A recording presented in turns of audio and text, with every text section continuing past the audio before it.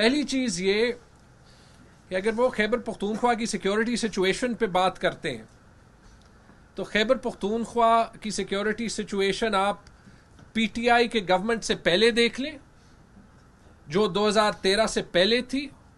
मुझे याद है मैं पर्सनली बाहर रहता था और जिस कंपनी से मैं काम करता था अपने गांव जाने के लिए मुझे सिक्योरिटी क्लियरेंस लेनी पड़ती थी। जो 9 साल पीटीआई ने गवर्नमेंट की तो उसमें हमारी सिचुएशन, हमारी जिंदगियां कितनी नॉर्मल हो गई हैं कि आज यहां पे बाहर से इवेंट्स हो सकते हैं। हकीकतन सिक्योरिटी चैलेंजेस दोबारा से इस साल उभरे हैं, लेकिन एक बार शायद इनको ना याद हो ना दिलचस्पी हो, 2011 और आज का मुआजना कर लें खैबर पख्तूनख्वा का। और सबसे इंपॉर्टेंट चीज, और मेरा पहला सवाल जो वफाकी हुकूमत को ही जवाब देना चाहिए कि इस रजीम चेंज से पहले सिक्योरिटी सिचुएशन क्या थी और रजीम चेंज के बाद क्या है। और अगर ये सारे सिक्योरिटी इंसिडेंट्स रजीम चेंज के बाद हुए तो फिर इसकी जिम्मेदार खैबर पख्तूनख्वा की गवर्नमेंट हो गई या यही इंपोर्टेड गवर्नमेंट हो गई जिसके आने के बाद ना इनसे मईशत संभल रही है और ना इनसे पूरे मुल्क में सिक्योरिटी संभल रही है। याद रखें कि नेशनल सिक्योरिटी एक नेशनल इशू है। बताएं कि इन सारे वजीरों ने आने के बाद यही जो बयानात दे रहे हैं कितने दौरे किए खैबर पख्तूनख्वा के।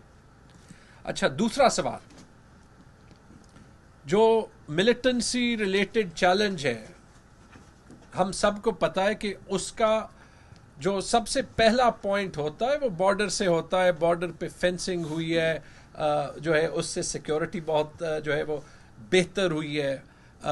लेकिन अगर उसकी इब्तिदा और उसका कंट्रोल बॉर्डर से है तो दूसरा सवाल यह है कि बॉर्डर का कंट्रोल खैबर पख्तूनख्वा की गवर्नमेंट के पास है या वफाकी गवर्नमेंट के पास है। दूसरा तो इस सवाल का जवाब दे दें। और तीसरा जो सवाल है वो यकीनन हमें फंड्स का चैलेंज तो है।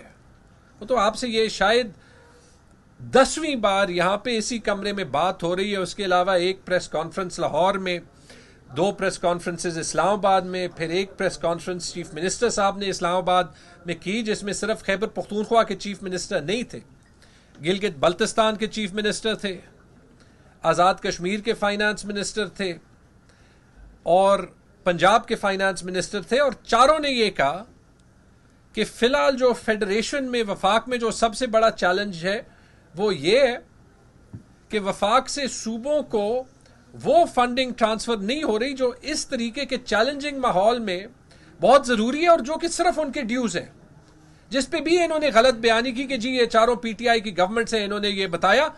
आप सबको आई होप के याद होगा कि उसके एक दिन बाद बलोचिस्तान की गवर्नमेंट की स्टेटमेंट आई कि उनको अपना एनएफसी का शेयर भी नहीं मिल रहा और शायद वो अगले महीने अपनी सैलरीज ना दे सके। तो अगर फंडिंग के इश्यूज हैं तो वो फंडिंग के इश्यूज के कौन जिम्मेदार हैं, और इस पे मैं थोड़ा